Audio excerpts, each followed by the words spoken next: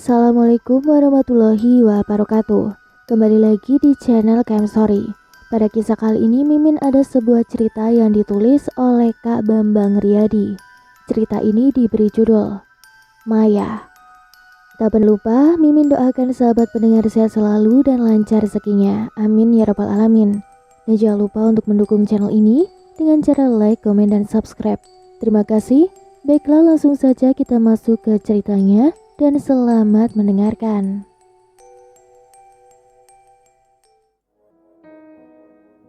Sosok wanita cantik yang menarik gemulai di samping rumah tetangga. Ia memakai kemben bermotif batik coklat dengan selendang berwarna merah. Jari jemari yang lentik dielokkan tubuhnya yang sangat indah membuatku terpesona. Aku bagai terhipnotis. Buka, Ucapku sambil memandang wanita cantik yang sedang menari jaipong itu. Ketika aku mengatakan kalimat buka, wanita yang menari itu langsung berubah menjadi nenek tua yang menyeramkan. Aku langsung bergidik meninggalkan tempat itu. Singkatnya, ketika aku selesai sholat isya di masjid, melanjutkan perjalananku kembali ke rumah. Rumahku di perkampungan. Banyak persawahan dan pohon bambu. Ketika aku melewati pohon bambu, tiba-tiba aku dikejutkan oleh sesosok nenek-nenek yang memakai topeng kayu. Topeng kayu yang bentuknya sangat jelek. buka, Lagi-lagi aku berkata kalimat itu. Penampilan nenek yang memakai topeng itu berubah menjadi wanita yang sangat cantik. Kecantikannya tiada duanya. Semenjak 1 bulan yang lalu, aku terjatuh dari pohon kelapa hingga kepalaku berakibat bocor karena terbentur oleh akar pohon kelapa itu. Nah, berawal dari sejak itu, aku bisa melihat sosok tak kasat mata. Sesampainya aku di rumah dan masuk ke dalam kamar, lalu membaringkan tubuhku di ranjang. Baru saja mataku hendak terlelap, namun aku dikagetkan dengan seorang hantu wanita.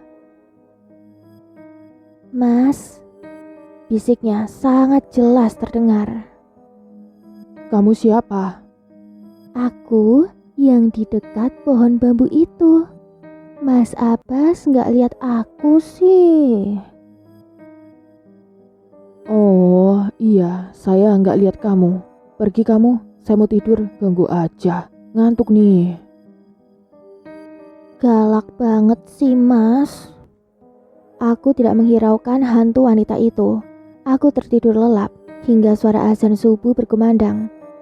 Bergegas mandi dan pergi ke masjid. Dan hantu wanita itu sudah tidak terlihat lagi.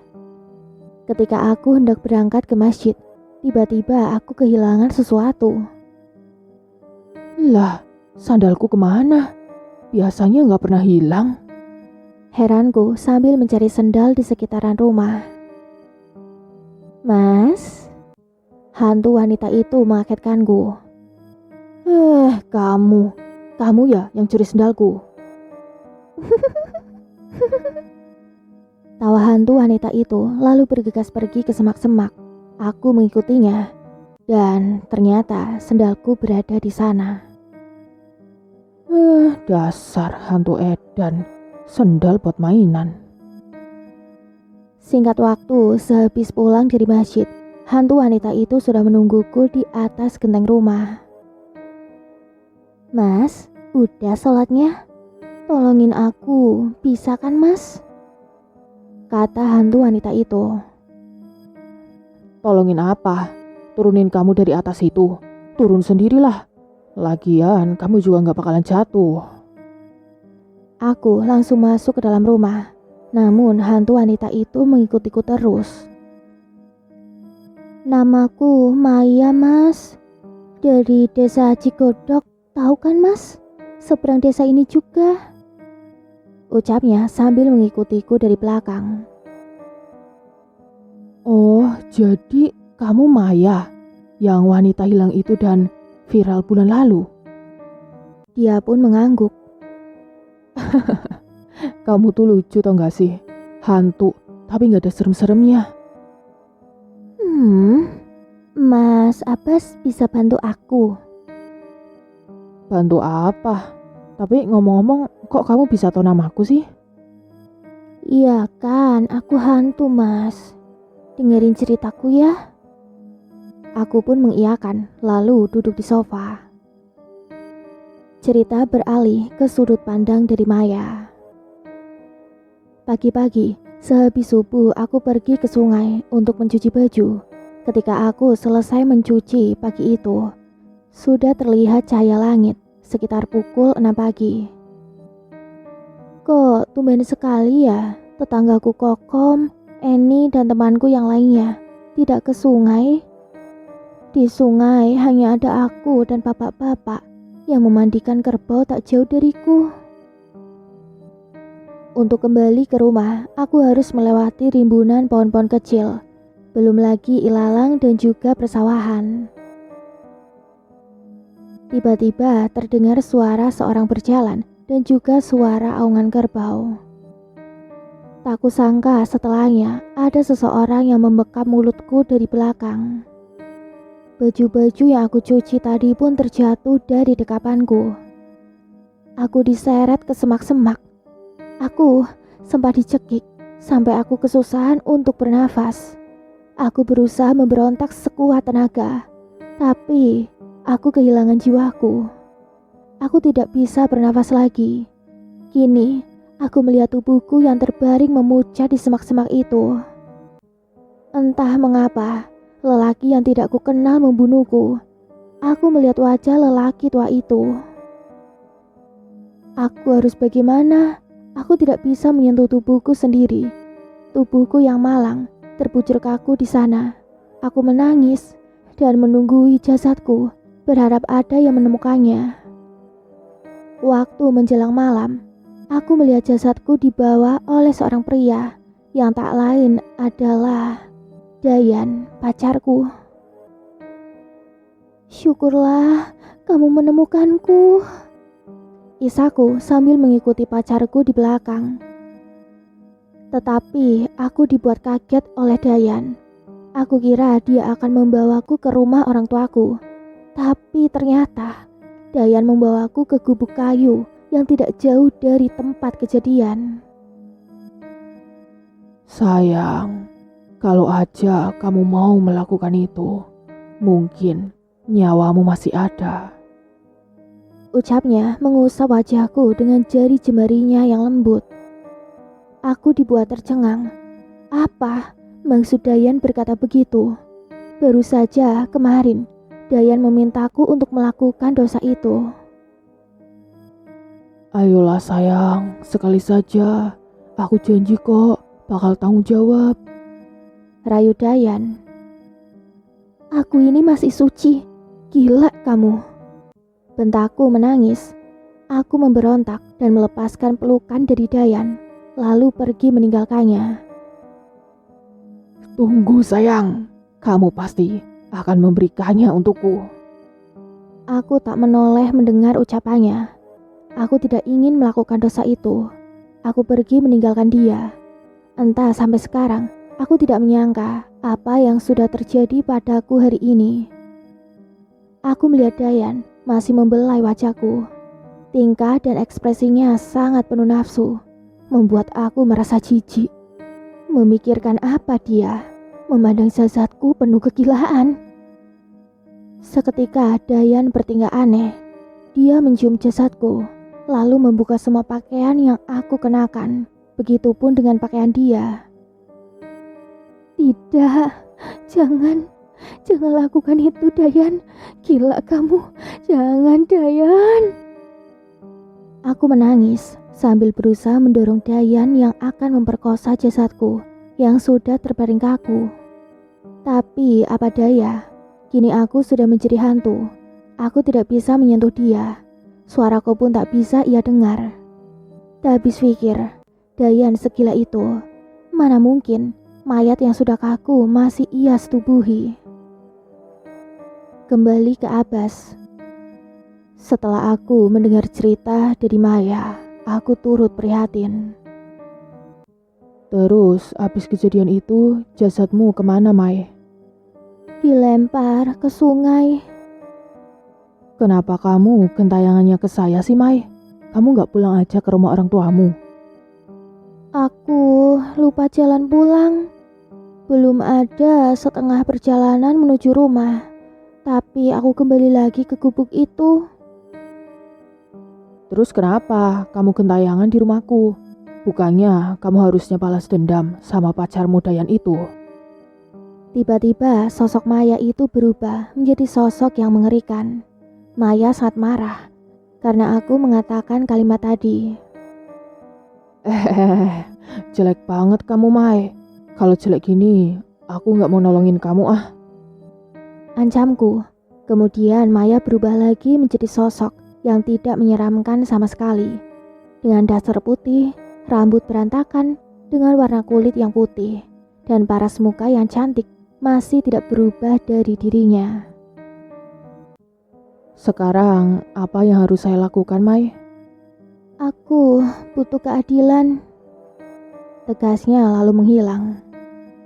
Lah, Maya malah ngilang. Lah aku harus gimana? Setelah si Maya menghilang, aku menuju keluar rumah dan berjalan-jalan ke sekitaran pekarangan.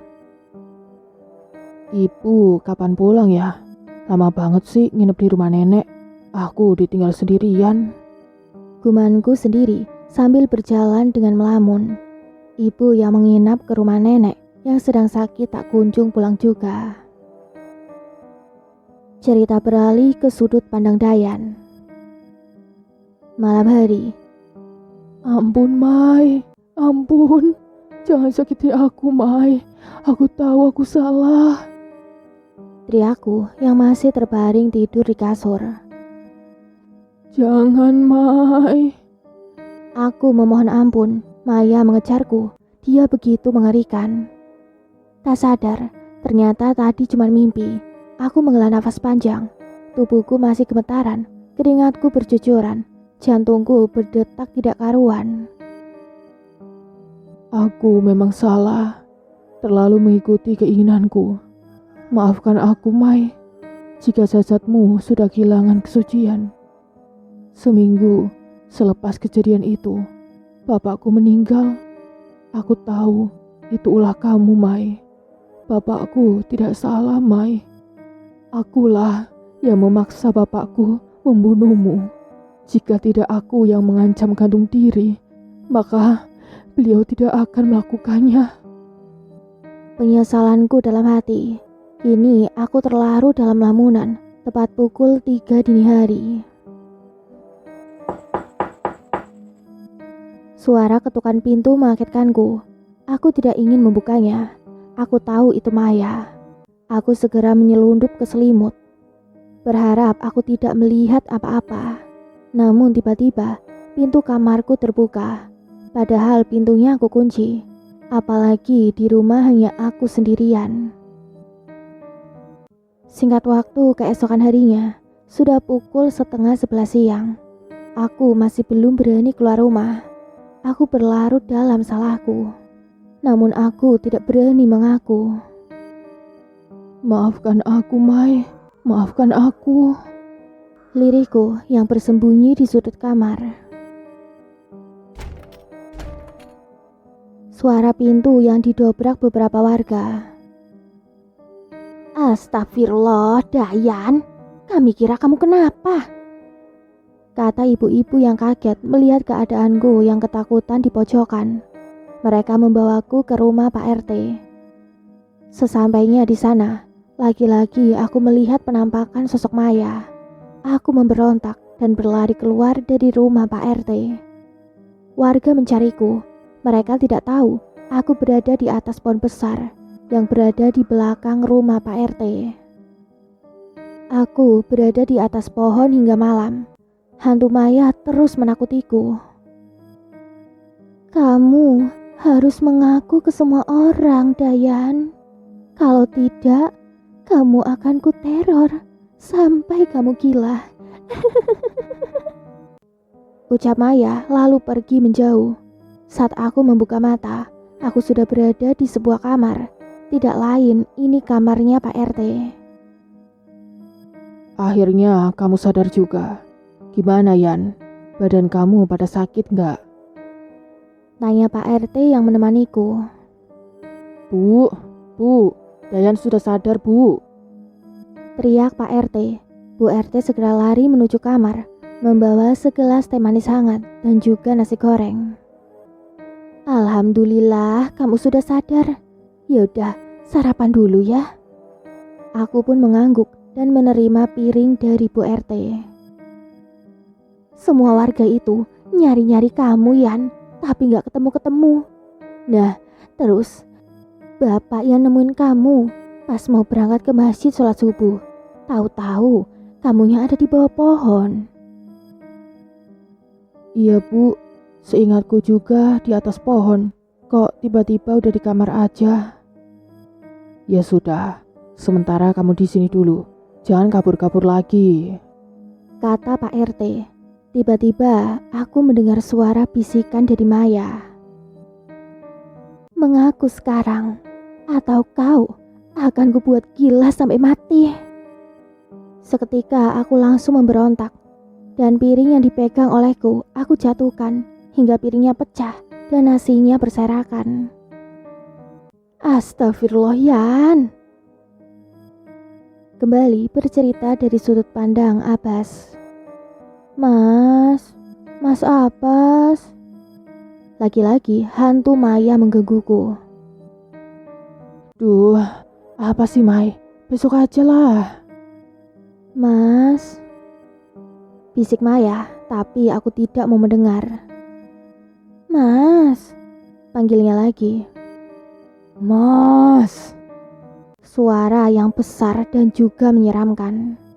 Dengan malas, aku menoleh ke arah Maya, tapi Maya sudah menghilang. Jadi, aku lanjut tidur saja. Azan subuh berkumandang. Ketika aku membuka mata, aku dikejutkan oleh wajah Maya yang sedang menatap tajam mataku. Astagfirullahaladzim. Refleks aku mendorong Maya hingga Maya terpental terbang ke atap dan jatuh ke lantai. Maaf Mai, gak sengaja. Loh, Mas Abbas kok bisa sentuh aku? Maya yang meringis kesakitan berusaha berdiri. Ya mungkin karena saya bisa lihat kamu. Jawabku, aku bergegas mengambil wudhu dan bersiap-siap pergi ke masjid. Sepulangnya dari masjid, aku dikejutkan lagi dengan hantu Maya yang menangis di atas genteng rumah. Mas Abbas, aku butuh keadilan. Aku gak mau lama-lama di sini. Maya merengek seperti anak kecil. Aku harus gimana Mai? Datang ke rumah Pak RT di Cigodok. Di sana ada Dayan. Tolong ceritakan semua kepada mereka. Aku pun mengiyakan. Siangnya aku pergi ke desa sebelah. Permisi Bu, rumah Pak RT-nya di mana ya? Tanyaku kepada ibu-ibu yang sedang belanja sayur di jalan. Oh, Pak RT, kamu lurus aja.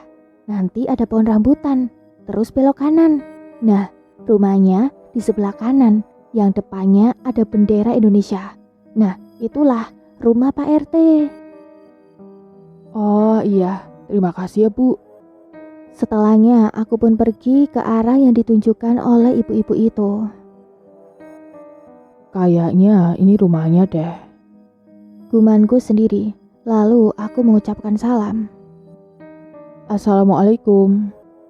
Salamku ke ibu-ibu yang sedang mengangkat jemuran. Waalaikumsalam, cari siapa? Apa bener ini rumah Pak RT Bu? Oh, bener-bener. Ayo masuk mas. Bu RT lalu menyuruhku masuk ke rumah. Pak, ada tamu. Panggil Ibu RT ke Pak RT. Ada tamu. Dari mana Mas? Tanya Pak RT setelah keluar dari kamar. Dari desa sebelah Pak. Saya mau tanya, apakah di sini ada yang namanya Dayan? Begitulah pertanyaanku, langsung to the point. Pak RT dan Bu RT bertatapan, seolah mereka mengerti. Oh, si Dayan. Iya, si Dayan ada di sini. Mari ibu antar ke kamarnya. Aku pun pergi menemui Dayan. Siapa kamu? Tanya Dayan dengan gemetar. Saya Abbas. Saya mau tanya, apakah kamu kenal sama Maya? Pak RT dan Bu RT itu saling pandang. Karena Maya sudah hilang, hampir 2 bulan ini belum ketemu. Panggil warga dan orang tua Maya, Bu. Bisik Pak RT ke Bu RT. Lalu Bu RT keluar memanggil warga dan pergi ke rumah keluarga Maya. Sedangkan Dayan yang tadinya di atas kasur, sekarang berlari ke sudut kamar dengan badan yang gemetaran, wajah pucat, keringat bercucuran, dan Pak RT pun menjadi curiga. Dayan, apa kamu ada hubungannya dengan Maya yang hilang? Tanya Pak RT. Dayan terus terdiam dan berjongkok memeluk erat kedua kakinya. Tanpa aku bercerita apa-apa, ternyata Pak RT sudah mengerti. Warga sudah berkumpul. Sekarang Maya di sampingku. Namun mereka tidak bisa melihat kehadiran Maya di sampingku. Mengakulah Dayan, mengaku. Dayan mendengar suara jelas Maya. Tidak. Teriak Dayan sambil memukul kepala dan kedua tangannya. Karena Dayan berkata tidak, hantu Maya pun menampakkan diri. Maya melayang ke atas. Gaunnya tidak putih lagi, melainkan berubah menjadi merah, beserta percikan air yang mengalir di tubuh Maya. Duh, Mai, jangan gitu, jadi serem. Keluhku padanya lewat suara batin. Ampun, ampun, iya, aku mengaku. Teriak Dayan. Kamu yang bunuh Maya kan? Kata salah satu warga. Kemana jasad Maya? Tanya yang lain. Warga mulai berisik. Suara ibu-ibu yang menggibah Dayan dan suara amukan warga yang protes. Stop ibu-ibu, bapak-bapak. Kita dengarkan dulu. Pak RT yang berusaha menenangkan warga, akhirnya warga pun terdiam. Aku mengaku, aku yang suruh almarhum bapak membunuh Maya. Tadinya aku ingin membuangnya langsung ke sungai, tapi aku hilaf. Ucap Dayan yang masih ketakutan karena hantu Maya yang berubah menjadi seram itu ada di depannya. Apa? Suara ibu-ibu mengagetkan, yang lain adalah Ibu Maya. Jadi kamu? Dengan nafas menggebu-gebu, mata membulat, ayah Maya hendak membunuh Dayan di tempat itu juga, tetapi berhasil dicegah oleh Pak RT. Itu salah anakmu, tidak mau mengikuti apa yang aku mau. Tiba-tiba Dayan berkata seperti itu. Ayah Maya yang mendengar itu tidak sabar dan ingin menghajar Dayan hingga mati. Tangannya mengepal, tubuhnya yang tegang. Sudah tidak ada ampun bagi Dayan. Ibunya hanya bisa menangis yang sedang ditenangkan oleh Bu RT di kamarnya. Sabar ya Bu, almarhumah Maya pasti dapat keadilan, ucap Bu RT sambil mengelus bahunya. Jadi, kamu buang anak saya ke sungai? Teriak marah Ibu Maya yang keluar kamar menampar Dayan. Dayan malah tersenyum menjijikan. Lidah yang menjulur dimainkan, tatapan wajah yang penuh gairah. Sepertinya Dayan mengingat sesuatu di dalam pikirannya. Kenapa kamu, Yan? Kamu apakan anakku? Tanya ibunya Maya terheran. Merasa seperti ada sesuatu. Dayan hanya tertawa tidak menjawab. Warga mengamuk dan menerobos masuk memukul Dayan hingga dia babak belur dan pingsan. Ayah Maya yang tidak sabar dan sangat marah menarik kaki dan menyeretnya ke sungai. Pak, kita selesaikan ini ke pengadilan saja. Bujuk Pak RT ketika di jalan menuju sungai. Ayah Maya yang masih menarik kakinya dengan satu tangan dan jalan yang terburu-buru hanya terdiam membatin dengan tingkah yang penuh kemarahan. Sesampainya di sungai, Bangun. gertak sang ayah terus-menerus menendang tubuh Dayan sampai akhirnya Dayan terbangun dari pingsan. Kalian tahu gubuk satu-satunya di sini kan? Ujar Dayan yang terduduk sempoyongan dengan badan wajah yang bonyok, baju robek-robek dan luka akibat seretan. Warga saling pandang terheran, apa maksudnya? Itu jadi saksi percintaan kami. Ujarnya lagi dengan senyum lebar. Ibu dan ayah Maya kini matanya makin memerah. Mereka sangat marah. Jelaskan Dayan! Teriak ibu Maya gemetaran menahan tangis karena luka dalam hatinya. Ya, begitu meninggal, aku memperkosa Maya yang cantik dan manis. Bodinya luar biasa. Katanya diikuti dengan gerakan tangan dan matanya yang penuh dengan nafsu. Seolah-olah dia mengingat kejadian itu yang penuh gairah. Warga pun mencari jenazah Maya. Sementara itu ayah Maya mengambil kayu di dekat situ dan memukul kepunyaan dari Dayan hingga berulang kali. Dayan sangat kesakitan, namun Dayan tetap tertawa dan akhirnya pingsan lagi. 1 jam mayat Maya belum ditemukan. Ibu Maya menangis sejadi-jadinya. Sementara sebagian warga terus menenangkan ibu Maya. Aku yang dari tadi tidak melihat hantu Maya. Maya, Teriakku di depan warga. Mas, kalau ngomong dijaga, di sini ada orang tuanya. Celetuk salah satu warga. Sontak aku terdiam sebentar. maaf Bu, saya kesini juga permintaan Maya. Maya setiap hari di rumahku. Tadi dia ada di sini, tapi sekarang hilang.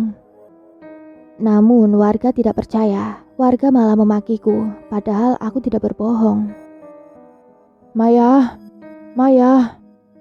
Panggilku kembali, dan mayat Maya mengapung di air. Semua warga terkejut. Ayah Maya langsung terjun ke sungai dan berhasil mengangkat mayat Maya ke darat. Astagfirullah, Maya. Tangisan histeris dari ibu dan ayahnya Maya, dan langsung menutup tubuh Maya memakai kain. Semua warga ribut, ada yang sebagian menangis juga. Tubuh Maya ditemukan tanpa pakaian selai pun, warna kulit yang sudah membiru dan badan yang membusuk. Hantu Maya pun menampakkan diri, tapi hanya ibu dan ayahnya yang melihat. Kini Maya menjadi arwah yang sudah tenang karena ia mendapatkan keadilan dan dikubur secara layak. Ibu dan ayah ikhlas, Mai. Kamu yang tenang ya sayang. Dengan berat hati, ibu dan ayah Maya mengikhlaskan kepergian putri semata wayangnya. Maya meneteskan air mata dan seketika menghilang. Aku sangat terharu melihatnya. Dayan pun dimasukkan ke rumah sakit jiwa. Ia mendapat perawatan khusus. Dan Dayan akan merasa ketakutan setiap saat oleh dosa yang telah ia perbuat. Akhirnya, Maya, kamu sudah tenang. Gumanku di sofa sambil beristirahat. Demikian akhir kisah ini. Mohon maaf atas segala kekurangan. Terima kasih banyak atas doa dan support sahabat pendengar KM Story. Semoga sahabat sehat selalu dan lancar rezekinya. Amin ya rabbal alamin. Tunggu kisah lainnya di video selanjutnya. Mimin pamit undur diri. Wassalamualaikum warahmatullahi wabarakatuh.